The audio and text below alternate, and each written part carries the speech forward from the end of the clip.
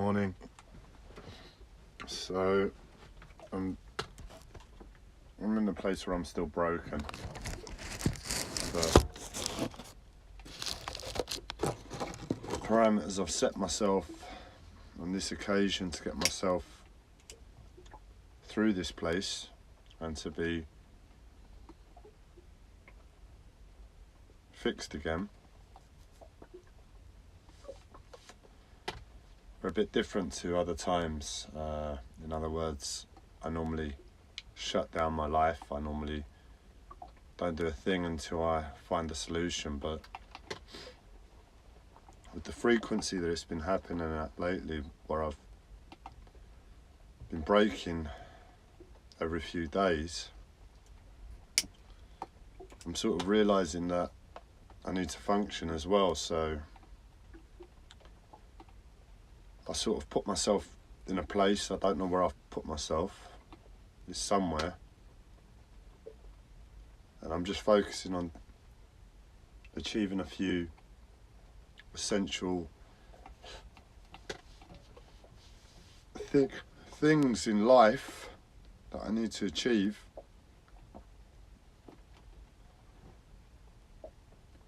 And I can't really tell you where I'm at. I can't tell you what my attitude is like. I can't tell you what my mind is like. All I know is that I'm broken, and that's a serious thing, and I'm not going to really be here until it's resolved. But whilst I'm functioning, whilst I'm on life support measures, so to speak, to get me through this brokenness process, I'm still able to make a live stream.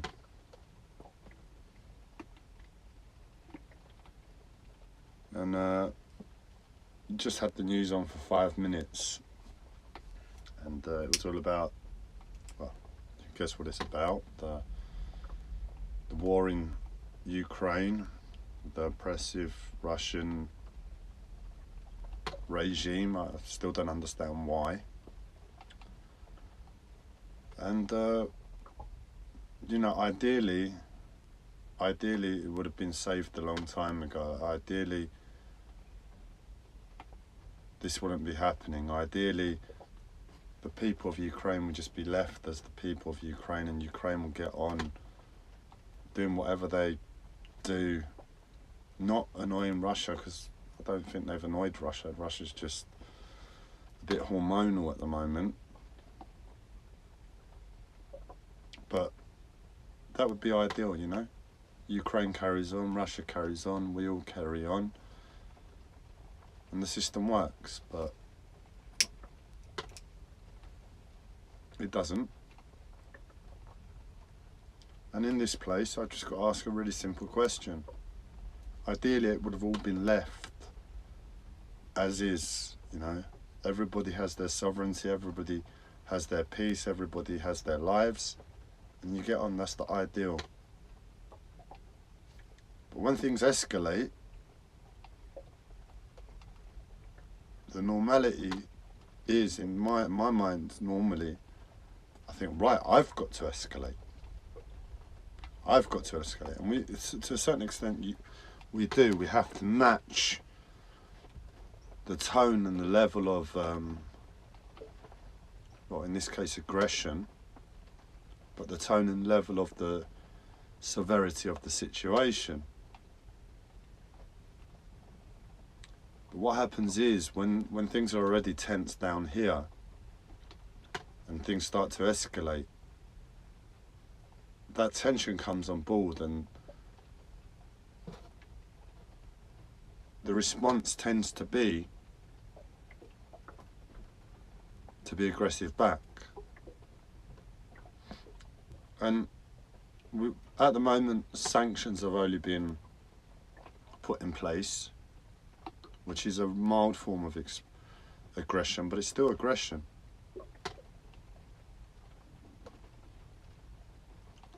Now, this is like left field thinking,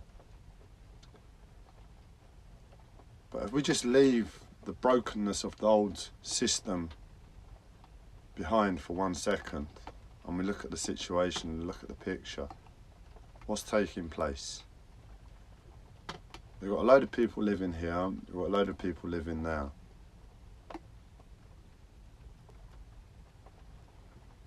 At the moment,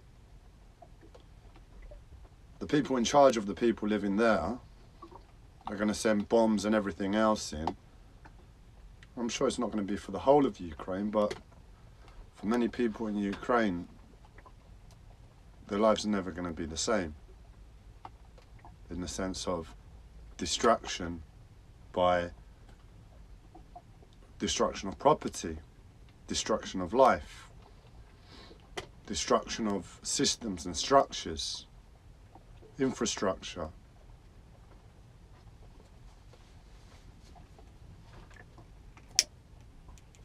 And that's not really good.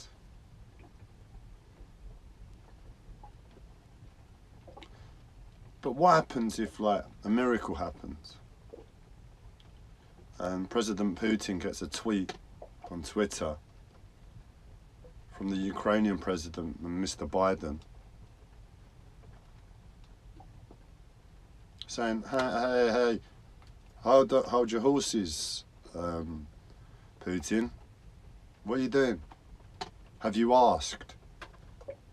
And then Putin responds, asked what? And they reply, have you just asked if you can have the land and label it as Russia and leave the people in peace? At the moment, things are so unstable, so volatile because of, well, one, President Putin, I don't do politics, but all the memes of him are just picture him as an insane, bear hunting, gun wielding,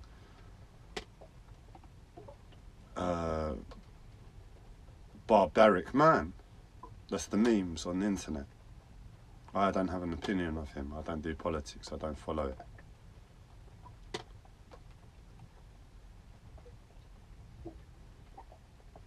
But you get that energy from him. You can see how that he's a strong-minded individual.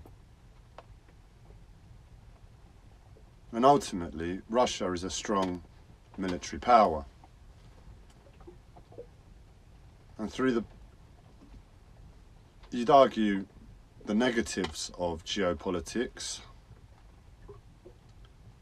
it's questionable that Russia could have seen Ukraine and America, because America, as long as you've got America on your side, people should back off. Who's going to go up against the top dog? Well, unfortunately, that top dog still has to play within the rules of the system. And if the system doesn't permit the top dog to be the top dog, that small dog that thought they had the big dog on their side is just a small dog now. In other words, Putin could have been patient, played out his time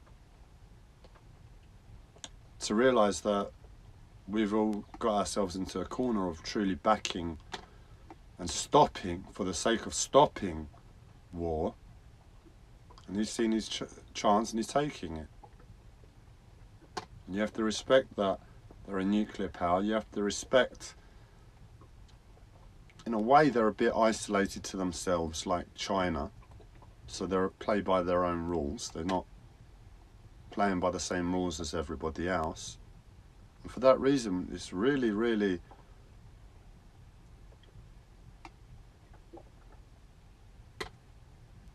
sensitive time for the whole of humanity.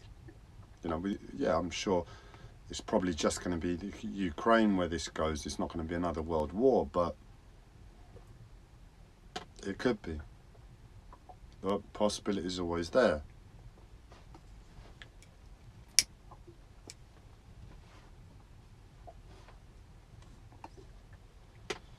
And if we stick to the past, that's how it's going to go. One way or the other, he's just going to take Ukraine, make a lot of people's in Ukraine's life a misery, or it's going to escalate even further. And I just want to ask, the question, what's in a name? What's in the pride of that name of a nation? I appreciate there are many things to feel proud about, but pride should be left to children, because in childhood innocence, pride is easily overcome with reason and logic. I appreciate it's a bit different when you've got millions of people living under a nation, and truly the things that will change will sit in the stomachs of those people going forward. But if we just stop it and brought every Ukrainian into a lecture hall, the world's biggest lecture hall, able to accommodate millions, and we said to them, look, this is the situation.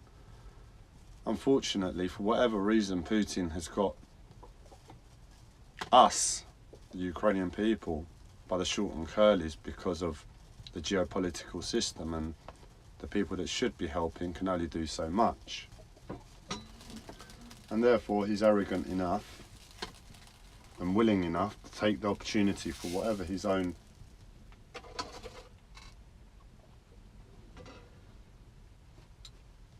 reason is for doing such a horrible thing. He's going to go ahead with it. We have the option. We can stand here and fight to oppress, or try and respond to an oppressor, make a stand for the rest of humanity, or we can be wise, conscious human beings. And we can lay down our arms, lay down our pride, and it will hurt, but no lives will be lost. No homes should be damaged. No lives will be ruined. Lives will be affected.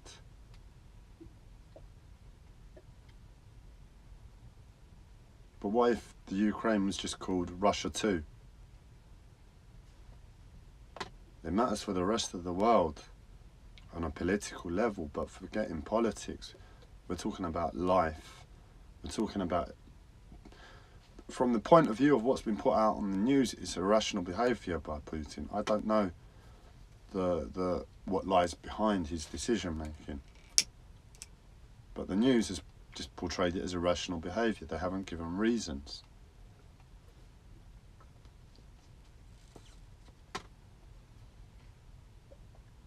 And it's like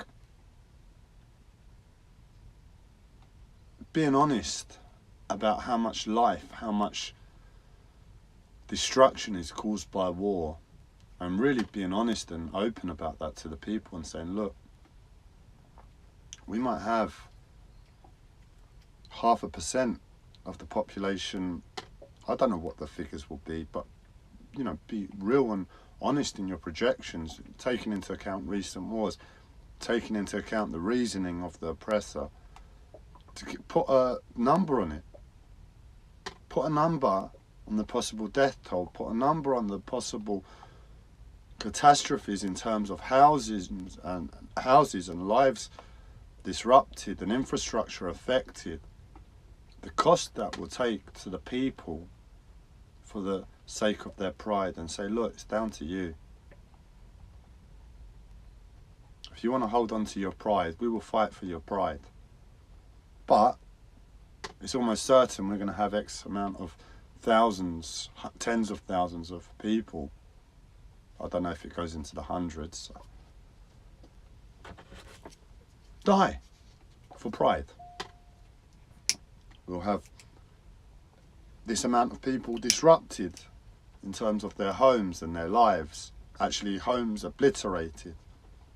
Family members lost. So that tens of thousands of people that die, it's not just tens of thousands. They're all part of a family. People know them. So you're going to be into the millions very quickly. And that's a real sadness.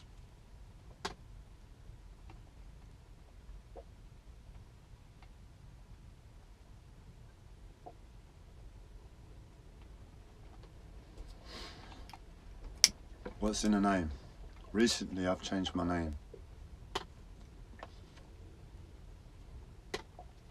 I'm called Gabriel now. Gabe. I was born and christened Andreas. I wouldn't have chosen to change my name this way if I had foresight of the situation, but the situation is that my life says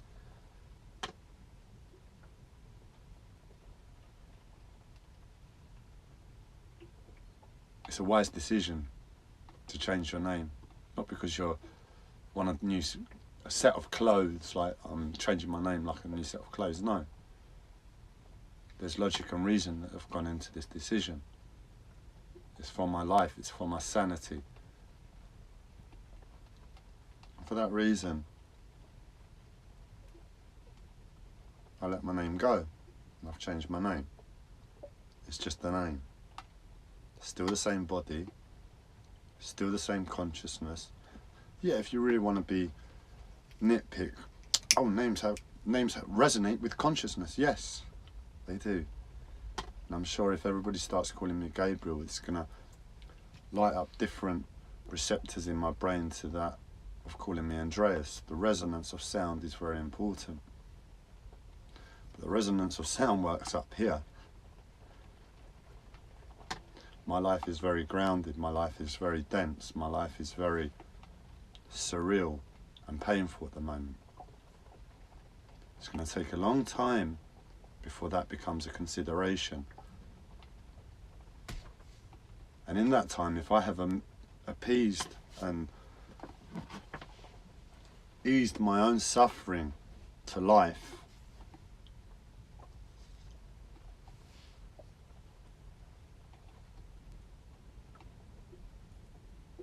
it would be the right decision.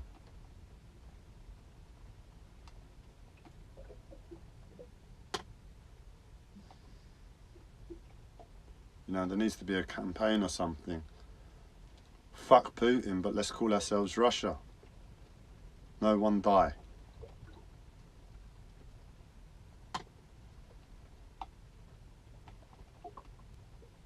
And be people.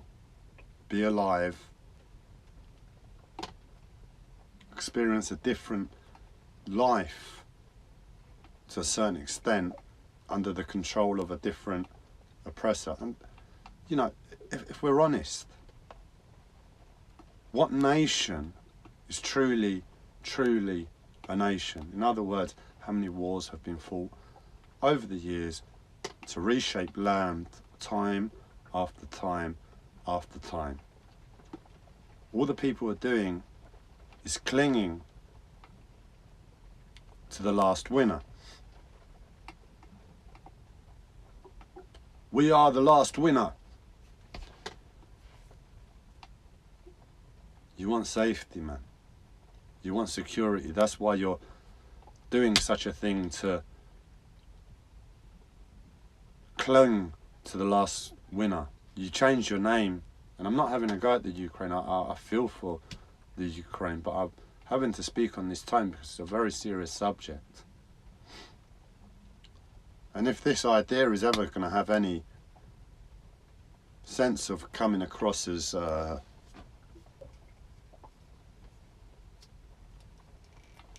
not from a place of my mental health and insanity, but a place from a high level of awareness, I need to speak to the people on that level. And it's not easy to hear, is it? If I'm airy-fairy. You change your name from Czechoslovakia to the Czech Republic to the Ukraine. You've got a bigger identity crisis than me. Change it once again to Russia.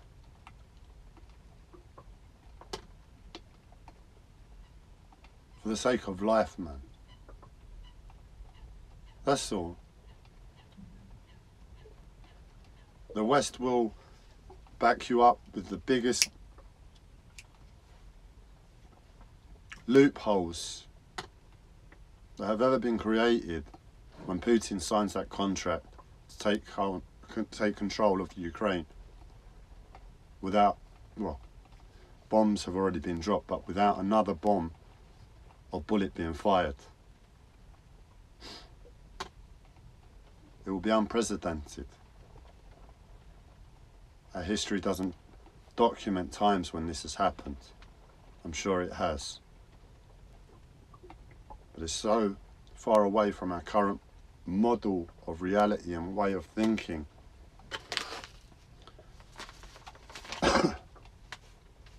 It's unimaginable.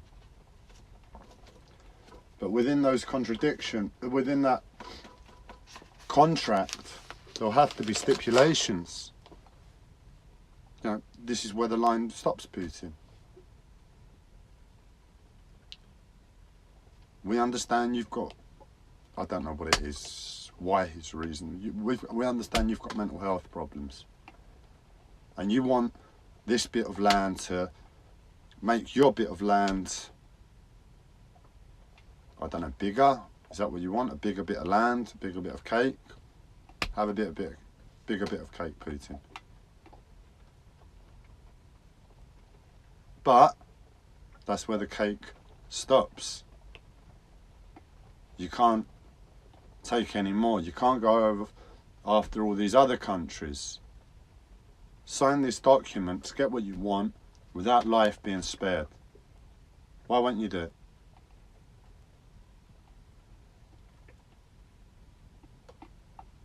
And believe me, if we put it out to the world, this is what's going on, and he doesn't want to sign it, then we know something else is going on.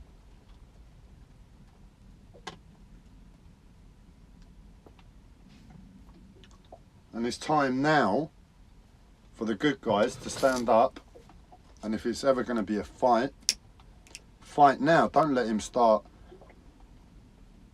wandering all over the place, getting a big ego about, oh yeah, I've just got this bit of land and that bit of land and this, my army's here and the army's there. It's like, I mean, it's sick. I feel like I'm playing one of those board games, like those army board games, trying to put this message across. It just makes sense to let go of the name. They don't even use Russian rubles in Russia. You can still use the euro. There'll be some things that change to the system and the dynamics of life.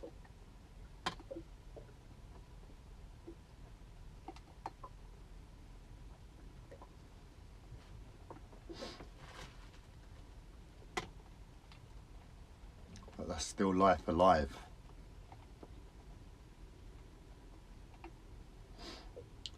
And if this is going to be a World War III, your actions of consciousness, humility, uprightness in letting go of pride for the sake of a name will help the entire world know if his ambitions are a bit more than a single country.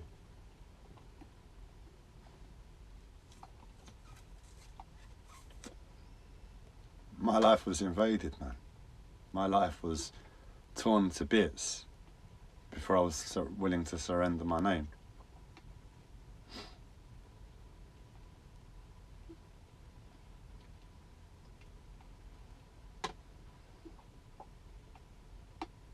They didn't make it clear to me that that's all they wanted. It's not all they wanted. It's a slightly different situation, and really parallels can't be drawn, but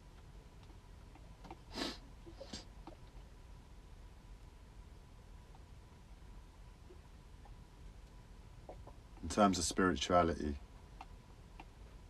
the ego's the problem.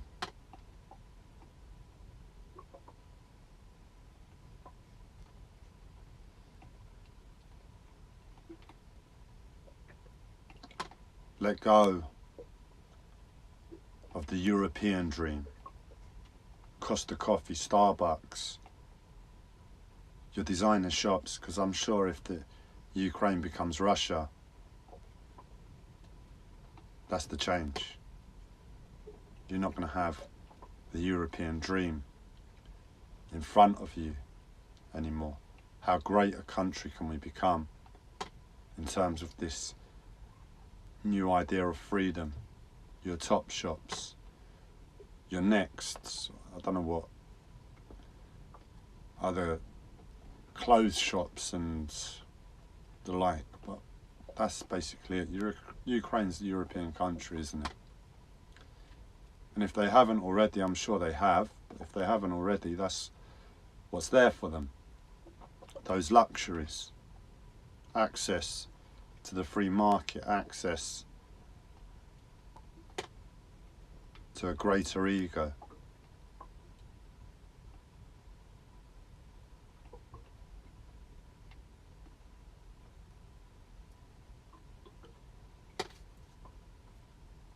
Question is, designer coffee or life?